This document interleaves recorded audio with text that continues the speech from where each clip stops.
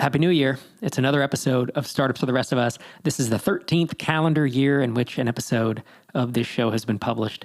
It's great to have you listening today. In this episode, I talk with Tara Reid of Apps Without Code. We have a great conversation. We talk about her journey getting into no code, then starting Apps Without Code, growing it to a $5 million bootstrap company, actually pulling it back to between $3 and $4 million to make it more profitable. We talk about entrepreneurial mindset. She deals with a lot of early stage founders trying to get off the ground by building an MVP or an app in no code, and she sees some patterns and some anti-patterns. And then we spend a good bit of time talking about the pros and cons of no code, the amazing things it can do, and the handful of things that it struggles with.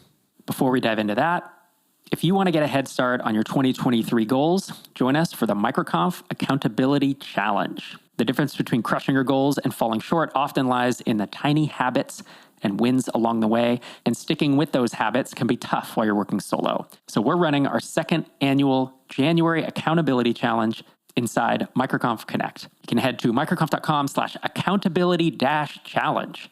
That's microconf.com/accountability-challenge to sign up and get your 2023 off to an amazing start. And with that, let's dive into our conversation.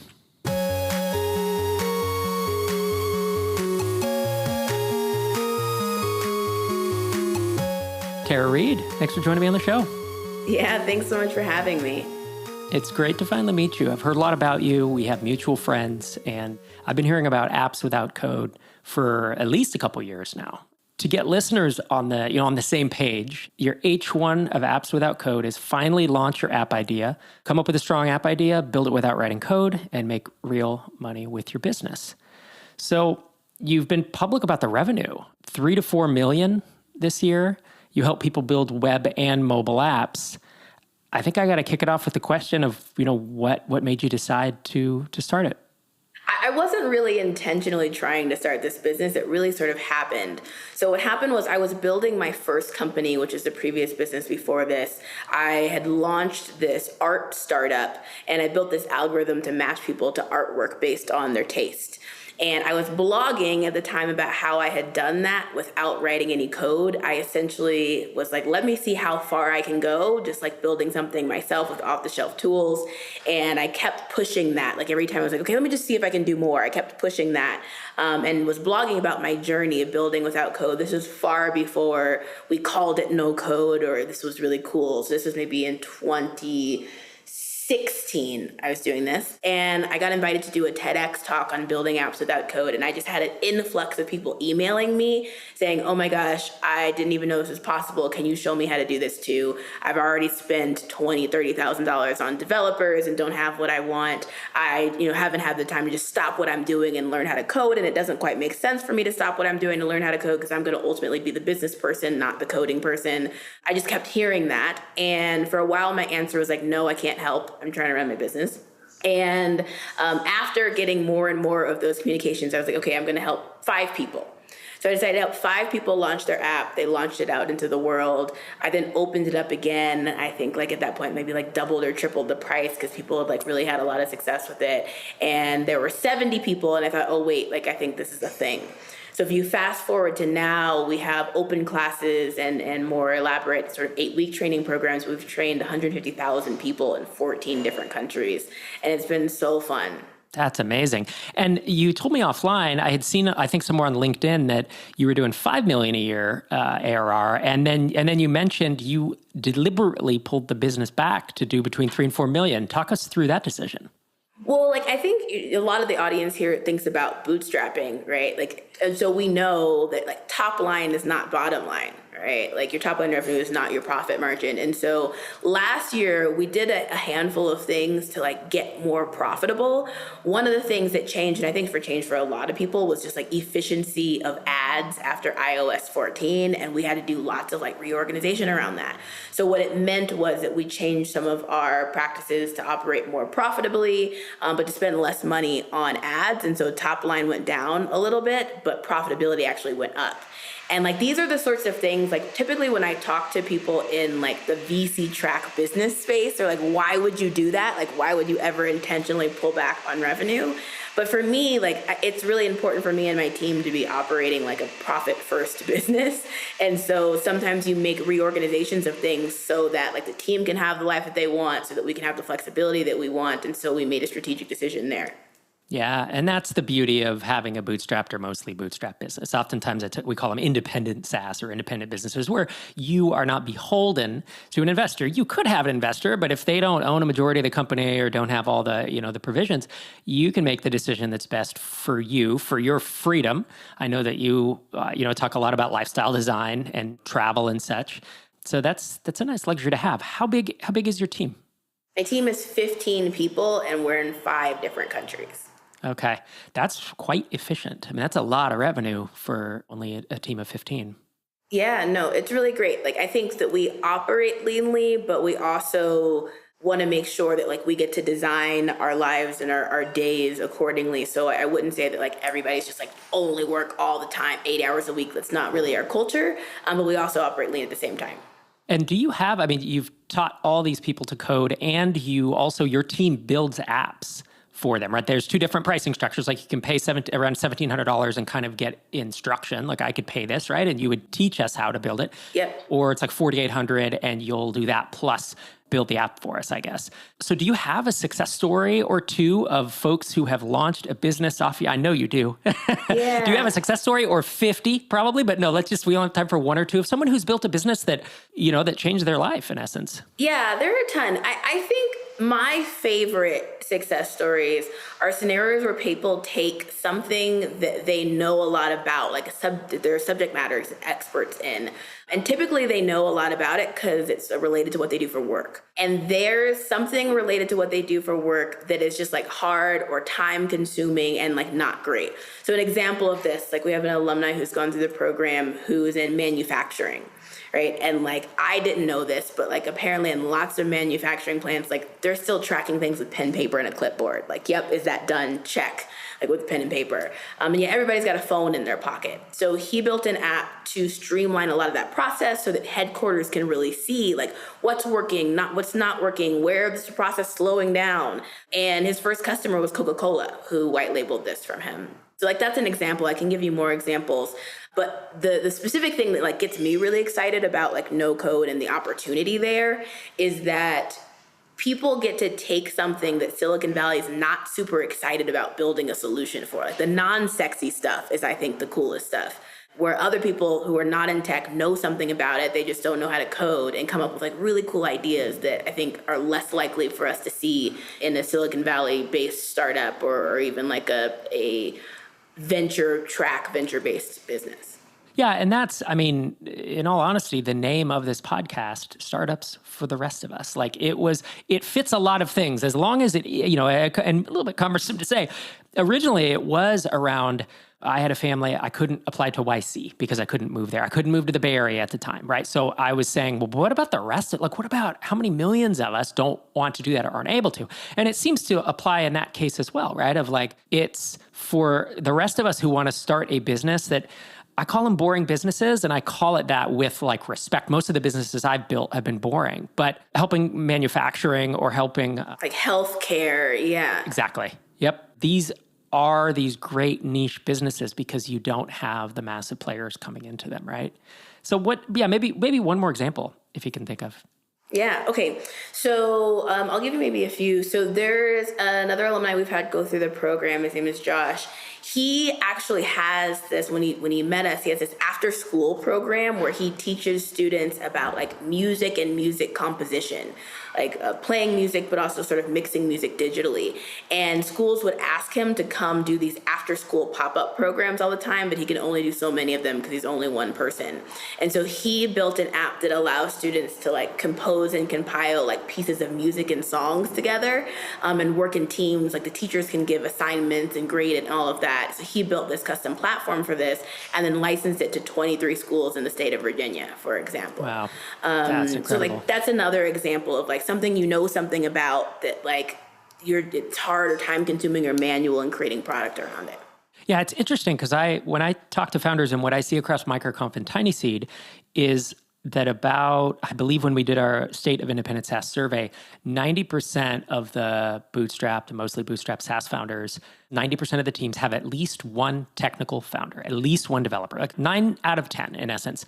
And some of the best combinations we see is a developer co-founder plus a subject matter expert, right? It's the subject matter expert who can then do the sales and do the customer success and do all that. With no code, low code, you can maybe get away without that developer, right? Because you don't necessarily need that. Now, maybe you need it later on, maybe you need it to get big, maybe you need it to scale. And we're going to talk about that in a minute because I love having you on here as a no-code expert to be able to talk about the pros and cons of it. I find it lining up with my experience of subject matter experts who have this deep domain knowledge and being able to build something that they know that they need. Yeah, and I think the bridge specifically to comment on what you were saying, where you need the subject matter expert and the programmer, what no code allows you to do is you're still programming, right? I do think, and we can get into some of like the limitations here. I do think you still need to have to learn the ability to think like an engineer, right? To like the if this, then that, but otherwise this, and really be able to immerse yourself in like if this, then that logic. For some people, that's really hard. Like it's not really related to like what they do in their day-to-day job. So I do think you still need to like think like an engineer, or at least learn to think in that sort of logical linear way, because you're still programming. You're not coding, but you're programming. Still, nonetheless, with no code, you're drag, drop, point, click, and then giving logic sentences of what to do. And I do think that's one of the limitations, though, right? One of the limitations and downsides to no code is it's not no effort. Right. And it's also, you still need to be thinking logically and linearly about what you want this to do, because the app still can't read your mind. Right. It doesn't, just because it's no code or low code, however we want to describe it, as you said, it doesn't mean no effort. And it doesn't mean it's not complicated still. Right? Absolutely. Because you can tie together 10, 20, 30 things. I mean, a simple example, Scratch, I'm sure you've heard of from MIT. Like both my kids started doing that when they were 3 or 4. One of my sons built something that was big and I won't say cumbersome, but I saw it as I was a software engineer myself, and I was like, oh my Lord, we need to refactor this whole piece. You know, it was no code, right, but it got as spaghetti as, as code can get. So there's still those types of limitations, right? I think that's right. I think like there's sort of a couple different waves of no code that have sort of come out. So when I was starting in no code in like maybe 2016, 2015, it was sort of like stringing together lots of different tools. Like you have your Typeform, which talks to Zapier, which talks to this, which talks to that. Like that was sort of the first iteration of this. And then we started to see platforms come out in a more cohesive way, the Bubbles, the Glides, the Adalos, right? Where you can do a little bit more in one-stop shop. Even still though, you can engineer your logic in a way that is really not that sustainable. Like there's still the ability to do that. I think depending on which tool you choose, they give you more or less space to have something that's not sustainable. So I think if you look at a tool like Bubble, for example, which like really gives you like a blank canvas, I would say like Bubble probably has the highest functionality capability of the no-code tools out there. There's also the highest learning curve. So if you are not really skilled at like thinking like an engineer, it's really difficult. And also because it gives you a blank canvas, like there's no training wheels, there's lots of like messiness that you can engineer, right? If you look at an example that's more like Glide, there's more training wheels, you can get moving faster, there's a little bit less functionality and capability, but it's harder to engineer something that's like really unsustainable in how you built it. I'm gonna add one additional layer to this, which is that the biggest, I think, capability limit that we see with no code now is it's not so much about like how you engineered it and if that was sustainable, because there's a lot of tools that give you guardrails. I think it's more about like data limits, like how much you can store and what your storage access is. Is it storage or is it like throughput? I've been calling it scale, like issues with scale. And is it both? It's both. It's both. So like if you look at some of the tools, they'll articulate it different ways. Some of them will do it as like rows of data, right, that you have access to and how many actions you can run, right? And it's some combination of those two things, of your throughput and also of your storage. And those are the places where you run up into limits. And a lot of those limits are just like what the platform set as the limit. But those are limits. Those are limitations. I still think the trade-off of like, I got this up and running in a couple weeks, in a couple hours, is still worth the limitations you might eventually run into. I think it's still worth it to like get revenue and get going and get customers first. But there are limitations. Yeah, I would agree. We have built with Tiny Seed and Microconf have built, I believe it's 3 and it might be 4. We used to call them line of business apps. They're internal applications to run processes, right? And we used to code these 20 years ago. I was coding these from scratch in Perl, PHP, whatever. And now we needed something, we affectionately call them PAT and VAT. They are podcast Airtable and video Airtable. So obviously, you know, a platform they're built on, but they're just workflow things where I get a email that says a new video needs to be created for YouTube. Here's the title. Once you've created it, upload it to Dropbox, paste the link here, and click it as ready to edit, right? Change the status. This is all CRUD, right? It's create, read, update, delete. It's not super complicated. But the bottom line is, before this, it was like Google Sheets and Google Docs, and then we moved to Notion, where with the Trello interface, Kanban interface, which was fine, but it was not customized at all, so it was kind of clunky. And our producer Ron came on, and he's not a developer, but he's technical, but he doesn't know how to write code. And he built both of these in, I think it was like 2 or 3 weeks.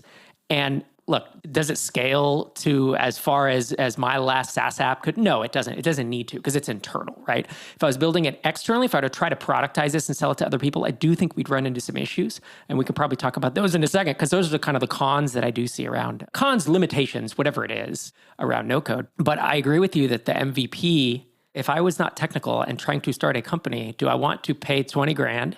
Do I want to spend a year or 2 learning to code and build these? Or do I want to spend 3 weeks, get far enough to prove it out, to make enough revenue that maybe I can then find a developer who can build it? Or maybe I can raise investment if that's where I want to go, right? Are you seeing that type of stuff play out? I'm not only seeing that type of stuff play out, but like we do that internally. So like I'll give you an example of this. Actually, this year is the first year that we started building tools for entrepreneurs and like app planning, app like thinking through sort of here are all the questions you need to think through in your app sort of and dynamically show them the questions they need to plan through for things. This is the first time of us doing that. One of the things that we're doing is opening up our LMS because right now our learning platform is just for students that are in our 8-week training program, and we're opening that up to the public. So like this is an exact example of like how we are even using no code. So you're going to sell it as a SaaS, the platform that you built internally.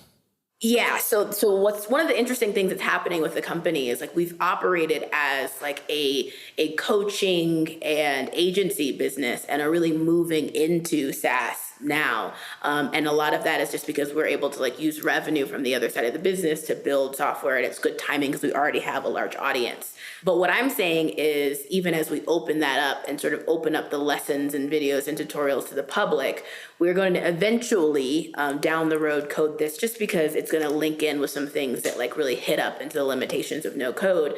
But we're first building it without code. And we first are going to, like, we already have lots of audience and traffic, so we're still building it with no code. But the reason we're doing that is so that like we can get quick insights about what's working and not working and be able to feed that back to the engineering team so that they're not wasting any time. They know exactly what's working and not working by the time they get to it. And so that's an example of how we even use it, where we will build the first version, the first MVP, the first 6 months to a year of the product with no code, and then even transition it from there. There used to be something called paper prototyping where you would draw out a screen on paper and then someone would click the button and then you would like put another piece of paper over it. Or mockups like Figma, I believe, has click-through mockups, probably Balsamic as well, where it's a mockup trying to simulate an app and you're trying to click through and get user feedback. And you're taking that really just a half step further where you're actually building it out, storing the data, moving it in and out. Yeah, that's exactly right. That's exactly right.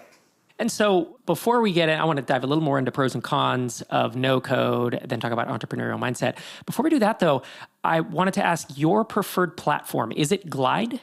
Glide is my preferred platform. It's the main platform that we teach. We've taught other tools in the past. The reason we teach Glide is the combination of capability and learning curve. I think that they find that middle ground really well. And I think there are other tools that can do more things, but the learning curve, like, drop off is like not as balanced, right? And so it's better to get people something where they can get moving and going and launching and deploying. And so it's my favorite tool for that reason. Glide must love you.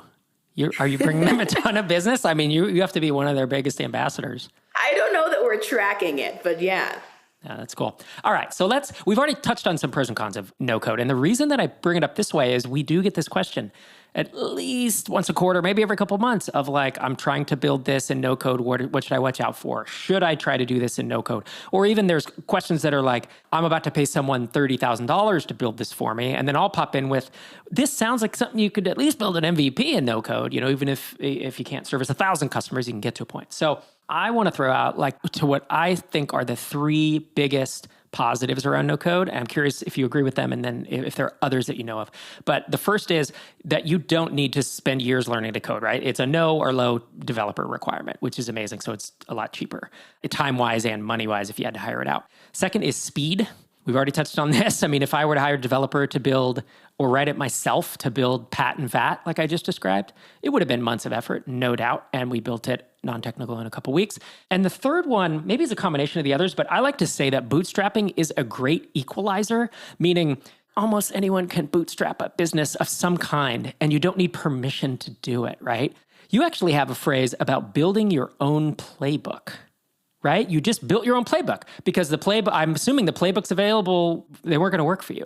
And then Bryce Roberts of Indie.vc has this phrase, permissionless entrepreneurship, where you don't need anyone's permission to bootstrap a business. So I see it as a great equalizer. And I see if you can code, great. If you can't, maybe no code gives more non-technical people the ability to find that great equalizer.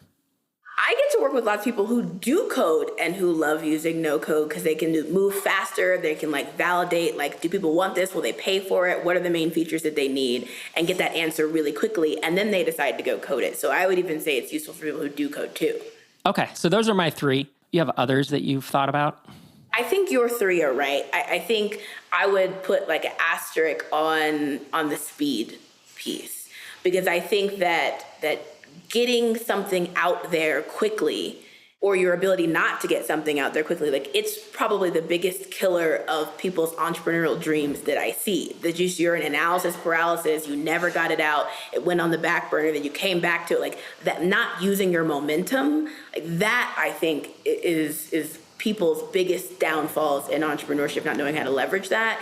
And so getting something out there quickly is so important. Yeah, so I named three, but almost speed should be on there twice because it's so important, right? I mean, that's kind of what you're saying. Underline it, yeah. Underline it. Yeah, no, I totally agree. And then in terms of some of the drawbacks, before we dive in, I want to talk about entrepreneurial mindset.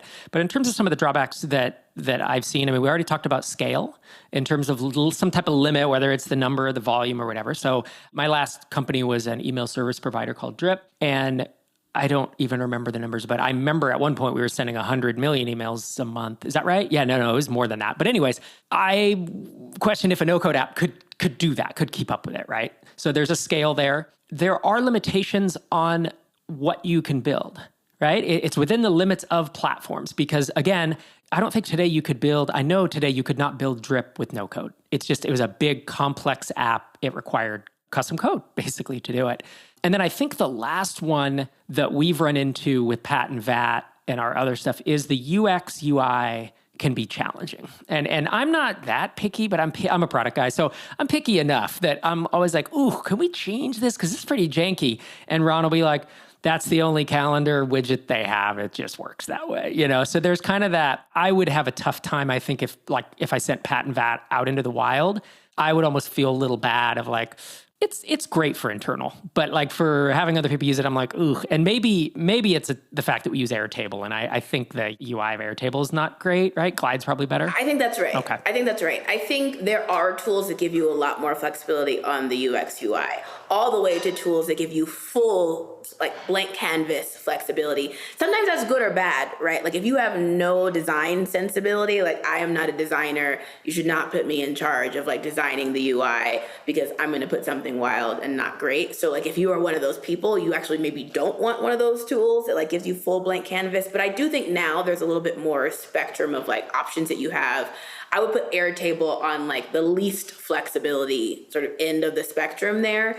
I would put maybe Glide on the like lower flexibility side of the spectrum, but not all the way there. And then like Bubble on like the far like you design the UI the way that you want to design the UI. So I think maybe that I agree with all of those. I think maybe the last one, there's a little bit more options in terms of UI. And I think that on the second one that you mentioned about just like features that you can and can't do, there are some limitations there. I think some of this though is around like mindset about how you're approaching launching. My question that I usually use for myself is like, if there's a feature that is hard to do or I can't do in no code, the question that I have for myself is, will adding this make me money right now? Like right now, not like down the road, but like, will that change the revenue of the business or will that change the user signups of the business significantly? Usually the answer is no. If it is, I think it makes sense to look at other options. But like I do think that you're going to run into like one feature set that you want to do that's going to be tricky to build with no code. And so I agree with that second one too. Very nice. And do you have any others you think maybe I missed? Yeah, I would elaborate on the things that you can't do, right? So like, here are some things that like I still see are really tricky to do and hard to do with no code. If you want to build virtual reality headset software, like I still haven't seen a good tool. I have seen good AR tools, and Facebook has one. There's a couple, for augmented reality, but virtual reality, not great tools out there. If you want to build, I don't know, what are things people are like, absolutely not. I do think HIPAA compliance gets tricky. Your list of resources just immediately shrinks. I think that will change long term, but there's lots of people who are like, we're not going to touch that right now. What else? Randomly, like, those like emoji apps where like the emoji keyboard comes in, you can't alter your emojis. Mm-hmm. And let me think of, I'm trying to think of like use cases where like not at That's all. That's a deep cut. Yeah, not at all. Only someone who's knee deep in it like yourself would know that. Yeah. Wow. And maybe I have another list I can maybe share with you guys. We can put in the comments like the list of things that we typically get. They're like, we can't do this at all. Can't do it. But I actually think like you would be surprised at the limitation of like the logic that you can implement here. And I just think it means that you have to choose a tool that has more flexibility. Awesome. Well, let's switch it up. Let's talk about entrepreneurial mindset. The reason it's so good to be able to talk to you about it is A, you're an entrepreneur yourself. B, you work with a ton of people who are trying to get businesses off the ground. And I think, between you and I, thousands, if not tens of thousands of entrepreneurs that we've been exposed to, right? And I think I want to kick it off. It's like we can go down the design patterns and the anti-patterns. Like, what do you see? What are the commonalities that you see in folks who come to you? And oftentimes, as you're saying, subject matter expert, someone who works in manufacturing or medical, no entrepreneurial experience, I'm guessing. Maybe even didn't have an entrepreneur in their family. That is me, actually.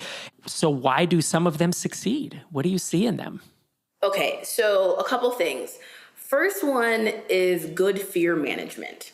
Like if launching a business was not scary, like everybody and their mama would have $1 million business. And so it really is scary, like putting something that came from your brain out into the world for people to look at and see and judge, like that in itself is scary.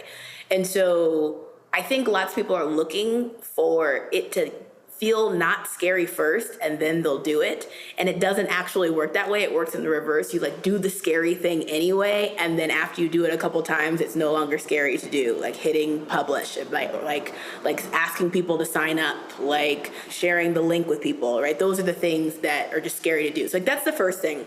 Like people who do well have a good ability to like manage their own fear around things. And what's interesting is episode 14 of this podcast, which was 12 years ago, is called Overcoming Fear. And of our first 100 episodes, it was one of the most popular, and it continues to get. We've actually done replays of it.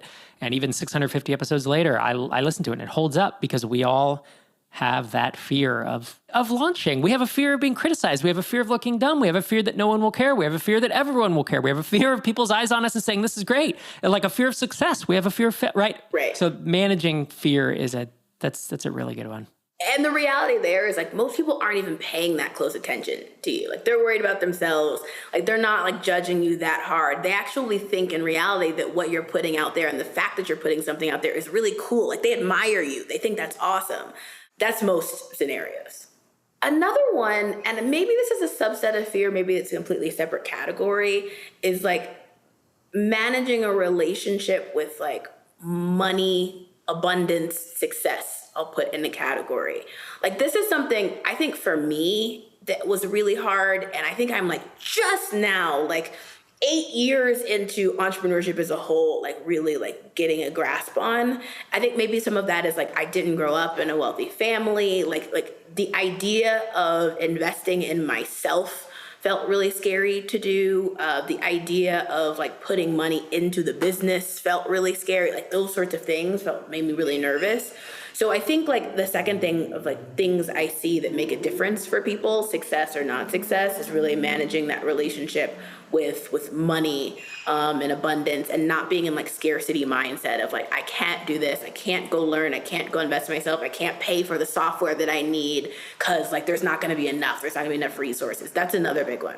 And I actually, just to put a quick note on this, like I had to really like invest in working on this for myself. I actually ended up doing a lot of hypnotherapy to help me with this, which sounds like super woo-woo. Like me several years ago would be like, what are you talking about if I heard myself saying this? But there were lots of scenarios where just like I didn't have the relationship with like money management to be able to like run a company like I do now. Like it wasn't there. So I share that actually. I grew up without much money and scarcity was my upbringing, right? And not to the point of like, we weren't homeless. I don't want to exaggerate it, but there were times when I was drinking powdered milk as a kid, or like my mom, it doesn't matter that much. Solidly working class is what I often say, which is fine. And every dollar counted, man. If I could get the socks for $2 cheaper at Costco and Target, I knew it. And I would go to Costco, or if the gas was 50 cents cheaper, or not 50, 10 cents cheaper, then I would drive somewhere. The problem was, at a certain point, I made a bunch of money. Like I got rich in a way that like is so, even me saying that sentence, I feel very uncomfortable saying it, to be honest. But why is that? Because I have this unhealthy relationship with it. And I've had to work on that. And even to spend $100 on something that's worth so much more, to save time for me, to hire someone to come out and replace the on the garage door.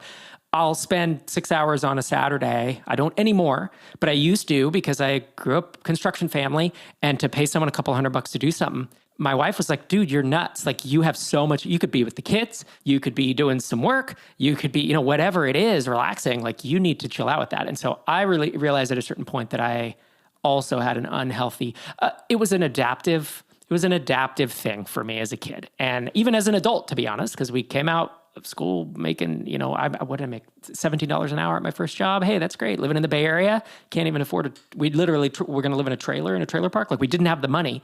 And then suddenly I had more and more. And I really like this one because I don't know that it's talked about enough.